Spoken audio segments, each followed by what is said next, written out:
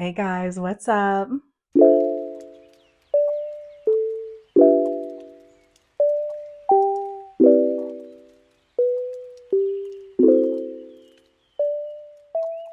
Today I'm going to be doing a recap and analysis of Pit Babe Season 2, Episode 1.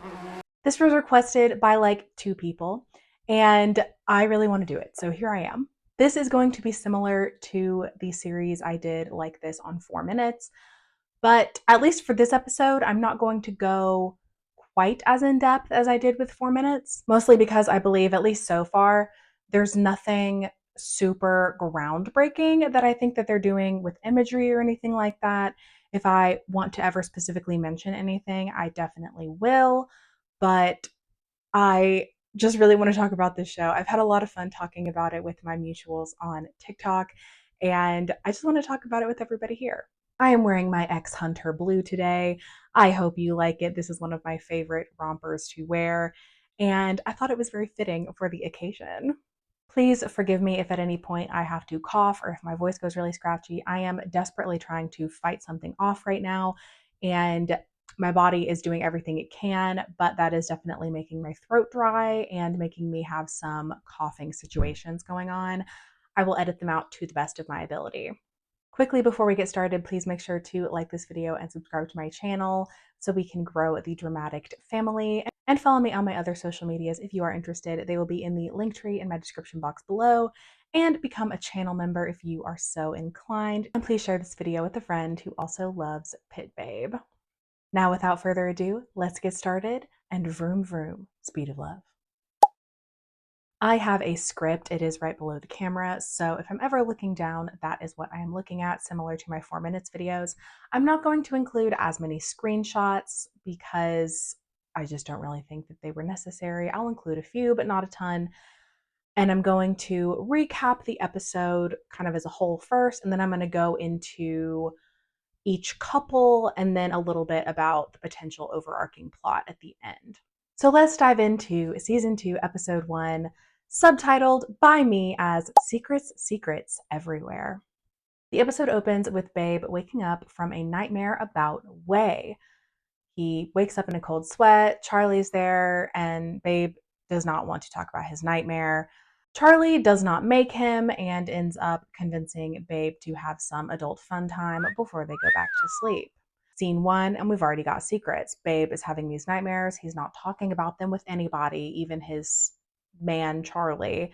And Charlie's not pushing. So we're already opening with some secrets.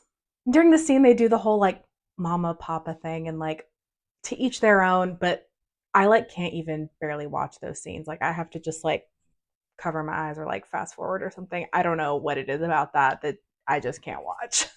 The next scene is the opening day of races at the Hollow or the Hallow, whatever place they race at. And there is a mysterious new racer who we don't quite see yet, but we can hear him because Charlie can hear him with his super sense.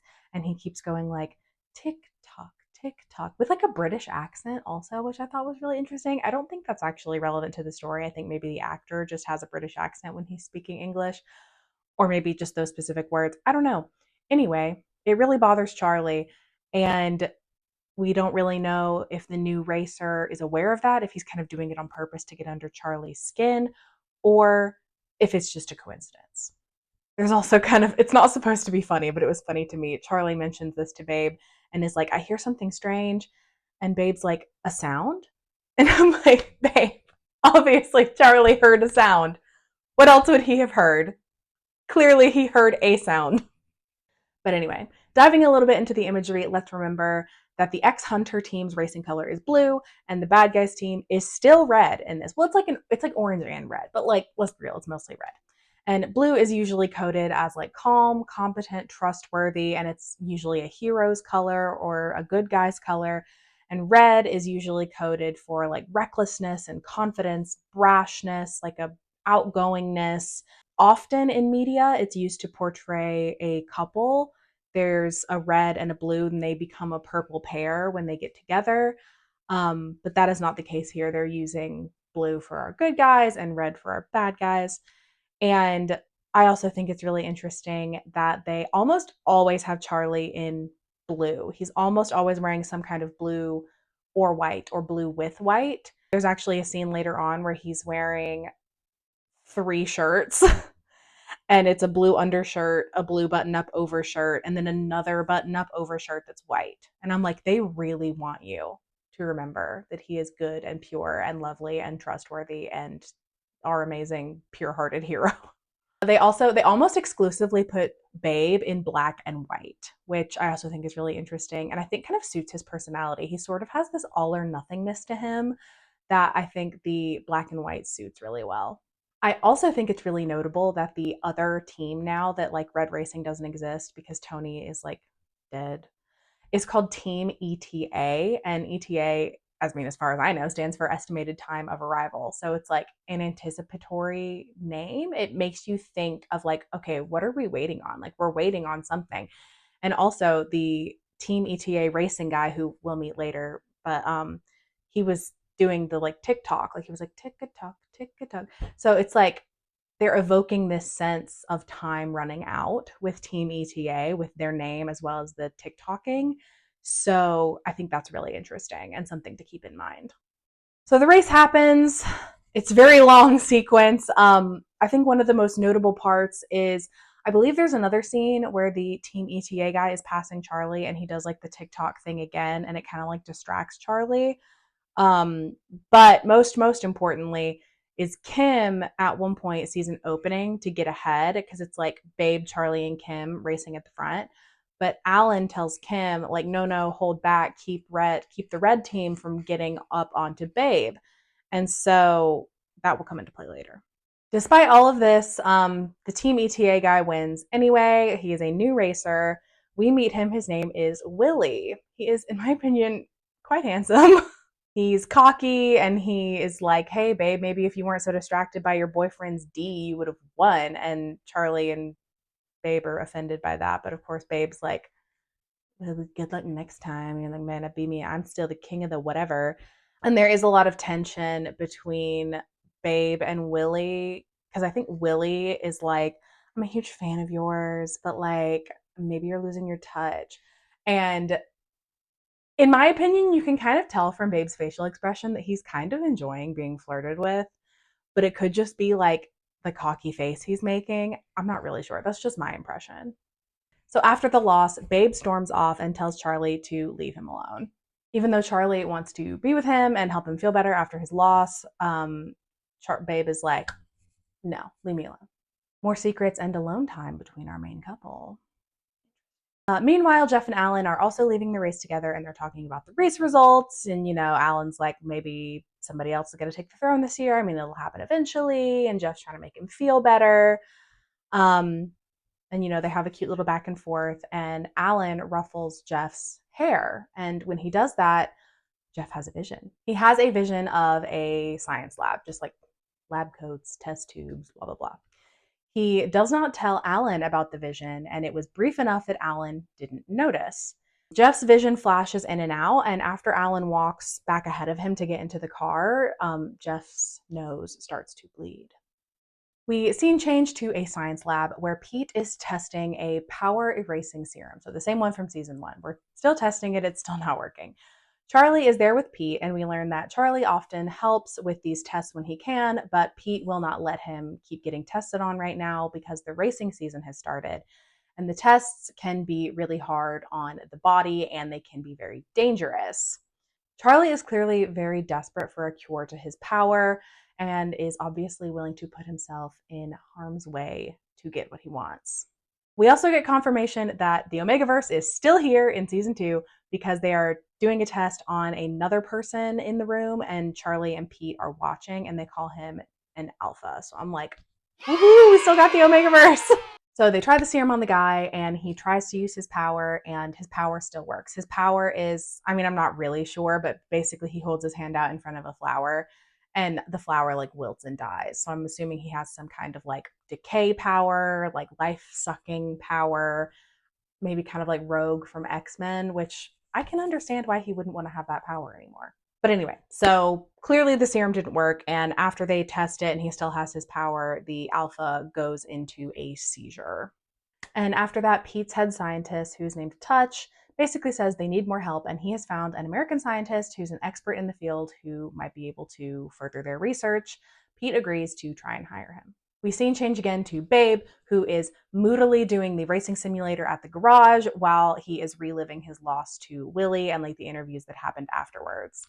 He goes back home, and Charlie is draped across the hood of a car in nothing but an apron, clearly intent on distracting Babe from his sadness. They do talk briefly about the testing at the science lab, and Charlie tells Babe that Pete is making him take a break on being a test subject and about the potential new researcher that is going to be joining the lab.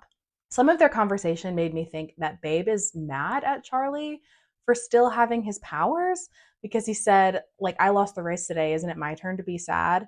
But he's also smiling when he says that. So I'm not sure if he's really mad or if he was joking, or maybe he's sort of joking, but he's also sort of mad. From what I gather, later on in the episode, Babe just wants Charlie to be safe. And if that means that Charlie still has his powers, he doesn't really care. I think because he's really flighty about all this science stuff, I think it still freaks him out. They have adult fun times all over the hood of the car, and I suppose that makes both of them feel better. The scene changes to Jeff, who is trying to call Charlie, but he is clearly busy at the moment and not answering the phone. He's outside of Alan's house at the pool. Alan comes out and tries to get him to come back to bed, but Jeff makes up an excuse about needing to go over some final racing data really quickly before he goes to sleep. Through this conversation, we learn that Jeff has apparently learned to control his powers and doesn't have visions with every touch anymore. And Alan confirms that and is saying, how else would they cuddle every night if he, couldn't control his powers anymore, and that he's thankful and da da da. Jeff convinces Alan to go back to bed and that he'll be along quickly. Before he can call Charlie again, he has another vision. And in that vision is Way. His nose starts to bleed again. There's a quick scene with Kenta, Dean, and Winner in the back of a mysterious van with bags over their heads. Dean tries to run away, gets pew-pewed to death. Kenta and Winner stay quietly in the van after that. Scene changes to Pete in Way's old apartment. Everything is the same as it was, and Pete is all sad. And I get it, but on the other hand, Way was magically mind controlling everybody with his powers, and he was going to force himself onto Babe to impregnate him with a super baby that they wanted to sell into human trafficking, and then presumably do that over and over and over again. So, I'm not really sad about Way being gone, personally speaking. The next scene, we are back at the X Hunter garage, and Sonic is back. Apparently. I didn't know he was gone. I did from the trailer, but you know what I mean. Sonic was apparently in France studying fashion design, but now he's back in Thailand. Is he back permanently? Is he just back for summer vacation? It's not entirely clear. He greets everyone, and him and North have some weird tension, but it's clearly tension in the I want to stick my tongue in your mouth kind of way, and not a bad way. Alan tries to play a little matchmaker and sends them off to do something together, some task that needs to get done. I don't know. After that, Kim approaches Alan and resigns from the X Hunter team. Kim wants the chance to be the best racer, and he knows the X Hunter is always going to prioritize Babe, so he will never have the chance of being number one. And he understands, he's not really mad about it, but he needs to leave the team if he ever wants to have the chance to really chase his full potential.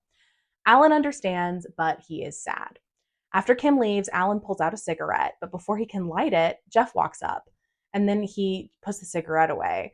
And I was wondering, is this another secret between them? Was Alan a smoker and then he's told Jeff he'd quit? But Jeff clearly would have seen the cigarette in his mouth and didn't say anything about it, but then Alan didn't light the cigarette. So if he didn't mind him smoking, why wouldn't he have just lit the cigarette? Was it just for ease of filming the scene? Is it supposed to be a thing? I'm really not sure. Maybe another secret? Maybe not. It's not entirely clear to me at the moment. Jeff is super adorable and makes Alan feel better. And then for some reason, everyone decides to have a really sweet emotional memorial for Way's 1-year death anniversary, even though he magically manipulated all of them and was going to forcibly impregnate Babe with a super baby that was going to be sold into human trafficking. I know Way thought that he was doing the best he could with his situation, but that doesn't really matter considering his actions. And I don't understand why everyone is so sad about him being dead. I would understand having complicated feelings about it. You were friends with this person for so long, and then they did such heinous things. It's not wrong to have complicated feelings about that, but to have like a whole memorial and like not mention any of the horrible things that he did just feels very weird. There's even a point where I think it's Alan is like, babe, it's your turn to say something nice about Wei. And I'm like, say something nice about Wei? The guy who kidnapped him, mind controlled him, was going to forcibly impregnate him with a super baby, presumably over and over and over again, and have all of those babies sold into human trafficking while he was under Wei's mind control, presumably what, for the rest of his life? You want me to say something nice about this person? Like, sorry, not sorry. Don't have much nice to say. Seems like everybody kind of forgot about that part, but like, I certainly didn't. As Charlie and Babe are leaving the garage after the memorial, Jeff holds Charlie back for just a moment. And Jeff tells Charlie that his visions have come back and he can't control them anymore. Jeff specifically says, "It feels like my powers evolved." The visions last longer, he gets nosebleeds, and they're taking a toll on his body. Like my body's warning me about something, he says. He continues that he's not sure if his visions are even of the future at all, because in one of them, he saw Wei, who's obviously supposed to be dead. In the next scene, Charlie is giving Babe a tour of the research lab to hopefully kind of chill him out about the whole experiment thing. And Babe clearly isn't comfortable with it, but he knows Pete isn't doing things to people like Tony did. And in the end, it's Charlie's decision if he wants to participate in the study or not. Babe even says something like, "Well, as long as you're not experimenting on people, it's fine." And I'm like, "Babe, I hate to break it to you, but what do you think they do in an experimental research lab?" Like, yes, the subjects are willing, but they are in fact being experimented on. Anyway, the important thing is that we meet the new researcher, who is somehow identical to Wei, except he has glasses. Pete actually tries to kiss him, which is super awkward. Like, oh my God, I almost couldn't even watch that scene. And the researcher is like, "Who is Wei? And why are y'all looking at me like that? And why did you try to kiss me? You're supposed to be like my boss, apparently." Babe and Charlie are on like super high red alert. But Pete uses his mind reading powers on the guy and is like, "Nope, he really is just American researcher Chris, has no idea who Wei is. He's, he is who he says he is, just Chris, the American researcher." Charlie and Babe are incredibly skeptical and are like, I don't really know about this. And then Pete is like, "Yeah, I don't know. I don't think we can work together, Chris. You and me, I don't think this is going to work." And then in the final scene, we see Kenta and Winter being brought to a mysterious figure in a wheelchair underneath an overpass at night. It's obviously Tony. The reveal shocks Kenta and Winter, of course, but not me or anyone else because we all knew that Tony was still alive. But most importantly, in the preview for the next episode, two things caught my attention. One, North mentions that they need to hire a new mechanic, and Alan like calls somebody in, I think, for an interview. And then Tony is telling Kenta and Winter, "Just wait and see. The person I planted in there is going to bring X Hunter to its knees." So that is a recap of the episode and sort of my opinions on the situations. And now I'm going to dive a little more in depth into the couples themselves and then sort of the whole like overarching Tony villain plot theory thing. So first, let's talk about our main couple, Charlie and Babe. Clearly, they are both dealing with their trauma, seemingly only with adult fun time. Babe is reeling with the loss of his crown, his racing crown, potentially attributing it to the loss of his special senses. Does that mean that Willie has powers and that's how Willie beat him? But he also beat Charlie, who does have superpowers. Does Babe really resent Charlie for taking his powers, or was he totally joking? Or was he half joking, half serious? We know from the trailer that Babe seems to come on to Willie for some type of purpose. Is it his player ways returning? Is he trying to spy on Willie to see how he beat Babe? Does Babe suspect some type of cheating at the track and is trying to investigate on his own? He does mention in this episode how Willie beat Charlie too, and we know Babe has a thing for victory. And Charlie is part of this science experiment that's clearly dangerous, which Babe obviously resents, but Charlie wants to be rid of his powers so bad he's basically blind to the risks. From the trailer, we see that he goes under the mask in the chair anyway, even though Pete in this episode says that he shouldn't. How far will his recklessness go? It's also interesting to me that in this season, Charlie is the one who's being really, really open about everything, even like bringing Babe to the research lab. Whereas in season one, he was the one keeping all the secrets. And now it's like the turn The turntables. The tables turned. We've clearly already been shown Babe isolating himself from Charlie, cutting himself off, and putting distance between them. And I think that that's just going to cause kind of a domino effect. Next, let's talk about Alan and Jeff. The main theme for our two main couples is secrets, secrets everywhere, like I subtitled this episode. Jeff is clearly keeping some secrets from Alan. When something goes wrong with his powers, he immediately goes back to Charlie, the person who's always been there for him, but he doesn't tell his boyfriend anything. Is it just instinct? Does he not want Alan to worry?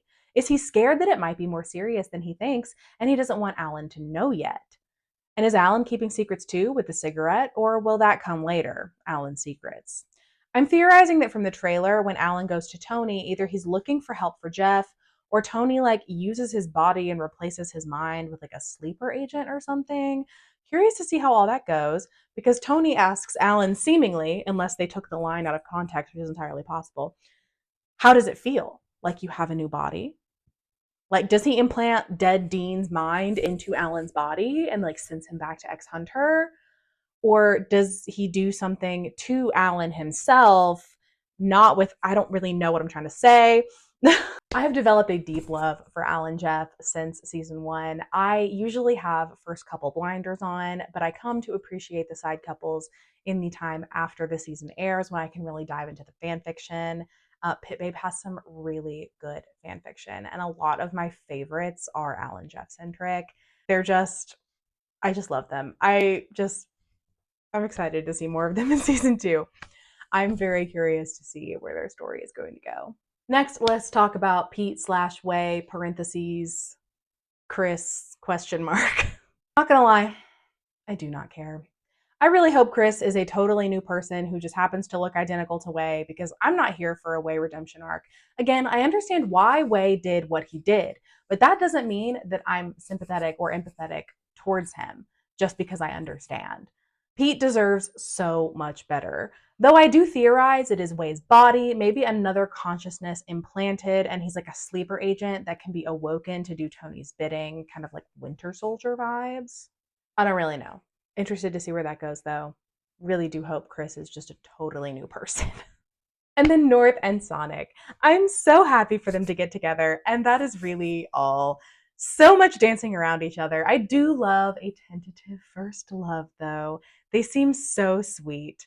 I hope they can be our adorable little loves and not have too much angst, because it seems like there's going to be enough from all the other couples.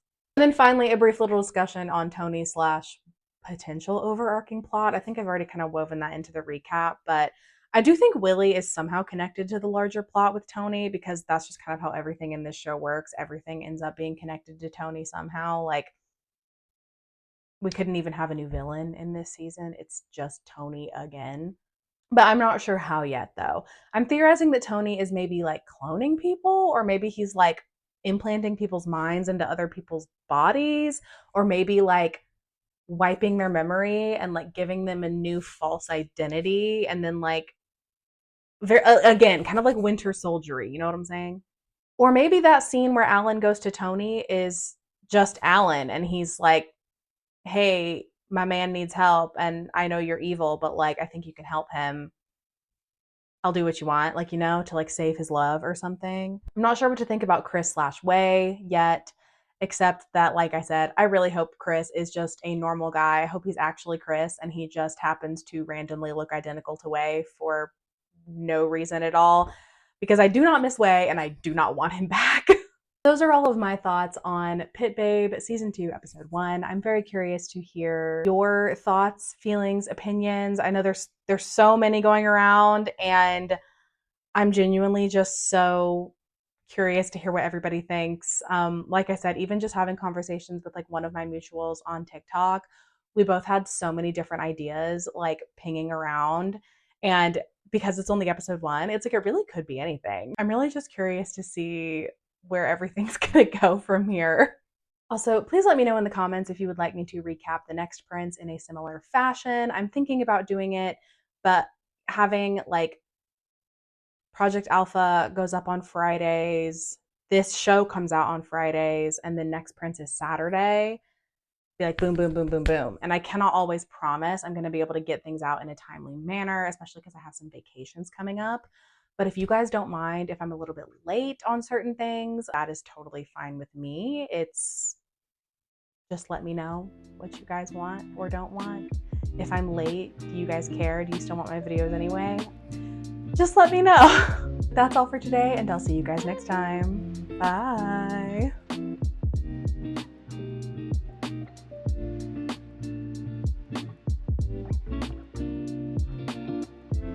Season and follow me on